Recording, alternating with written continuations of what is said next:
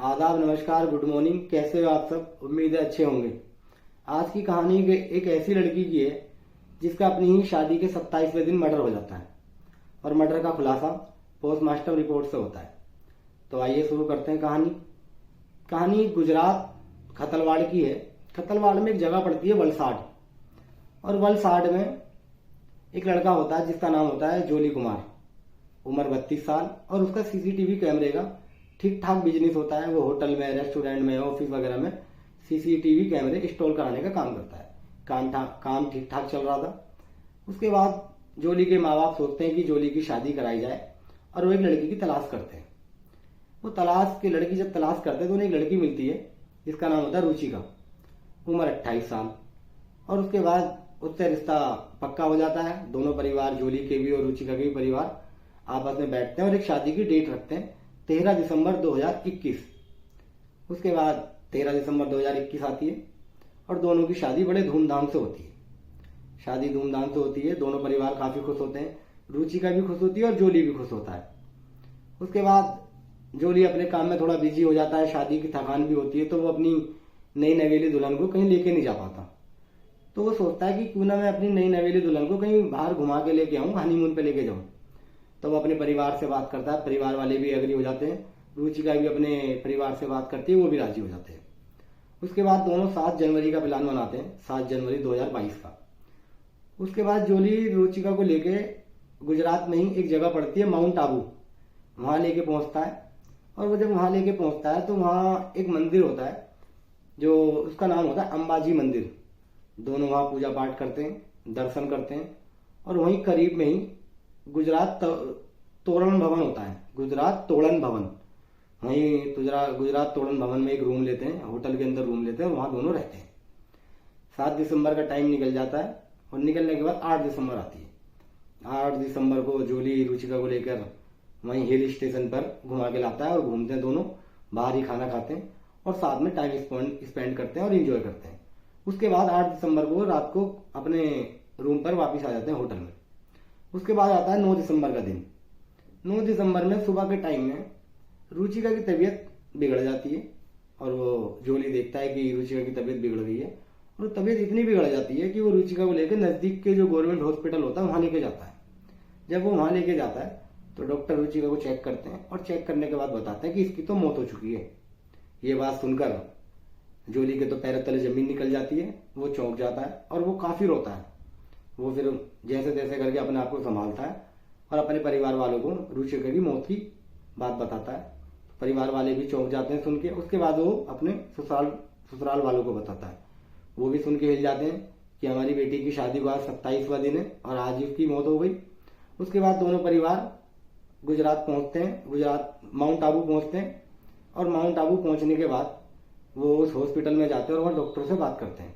Doctor बताते हैं कि जब ये जोली यहाँ से लेके आया था तो रुचिका की पहले से ही मौत हो चुकी थी। उसके बाद 10 दिसंबर आती है। 10 दिसंबर को रुचिका की पोस्टमार्टम होता है, और पोस्टमार्टम होने के बाद वो रुचिका का बॉडी को अपने घर लेके आते हैं, और जोली उसका धार्मिक रीति रिवाज से उसका अंतिम संस्कार कर देता है। और पूरे घर में बहुत रोना पीटना होता है, और सब कहते हैं कि भाई अभी अभी नई नई शादी हुई और दुल्हन की इस तरह से मौत हो गई। उसके बाद जो पोस्टमार्टम की रिपोर्ट होती है 24 घंटे में वो आ जाती है। आने के बाद उसमें ठीक तरीके से क्लियर नहीं हो पाता कि रुचिका की मौत किस तरह से हुई है, किस वजह से हुई है। उसके बाद सब अपने अपने अपने काम धंधे पे लग जाते हैं। उसके बाद रिपोर्ट आती है रुचिका की मौत के लगभग 1 महीने 3 दिन बाद, लगभग 33 दिन बाद। और जब वो 33 दिन के बाद रिपोर्ट आती है, पोस्टमार्टम रिपोर्ट, तो जो लैब में उसकी पोस्टमार्टम रिपोर्ट बनाते हैं वो उस रिपोर्ट को देख के चौंक जाते हैं। वो ये देखते हैं कि रिपोर्ट की ऐसी पोस्टमार्टम रिपोर्ट ना तो उन्होंने इससे पहले कभी सुनी और ना ही ऐसी रिपोर्ट बनाई।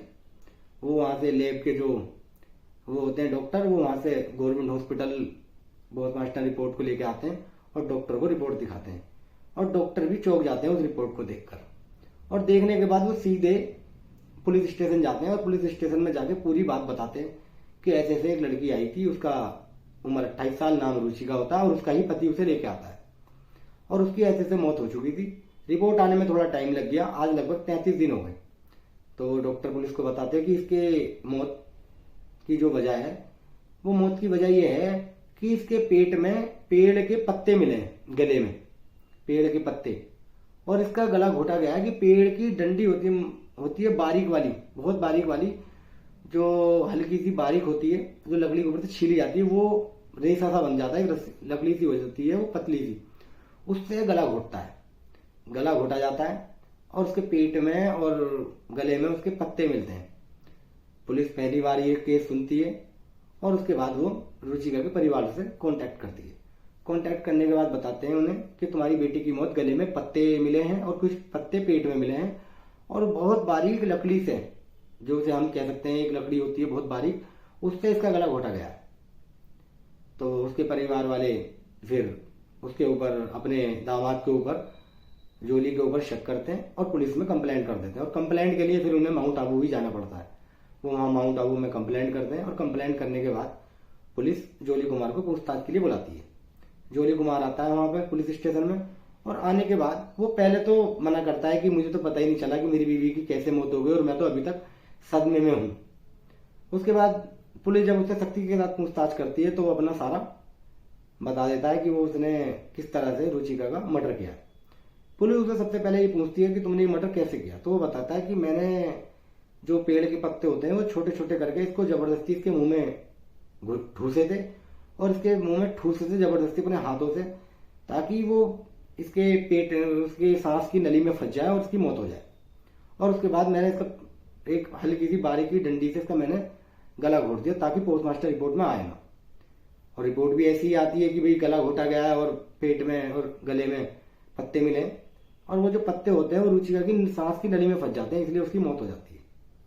तो उसके बाद पुलिस उसे अरेस्ट कर लेती है और जेल भेज देती है। तो ये थी कहानी एक ऐसी लड़की की जिसकी अपनी ही शादी के 27वें दिन मर्डर हो गया, और मर्डर भी किसी और ने नहीं, उसके ही पति ने किया।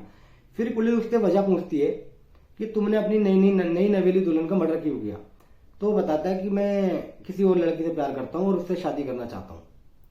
पुलिस कहती है कि तुम इसे तलाक भी दे सकते थे और तुम छोड़ भी सकते थे परिवार वालों से बात करके, और तुमने मर्डर ही क्यों किया। तो वो कहता है कि मैंने अपने परिवार वालों को खूब समझाया था, बहुत समझाया, मगर परिवार वाले माने नहीं, तो इसलिए मैंने रुचिका को मारने का प्लान बनाया और मार दिया, और फिर मुझे लगा कि मैं अपनी गर्लफ्रेंड से शादी कर लूंगा। तो ये थी एक ऐसी लड़की की कहानी जिसका अपनी ही शादी के 27वें दिन मर्डर हो जाता है।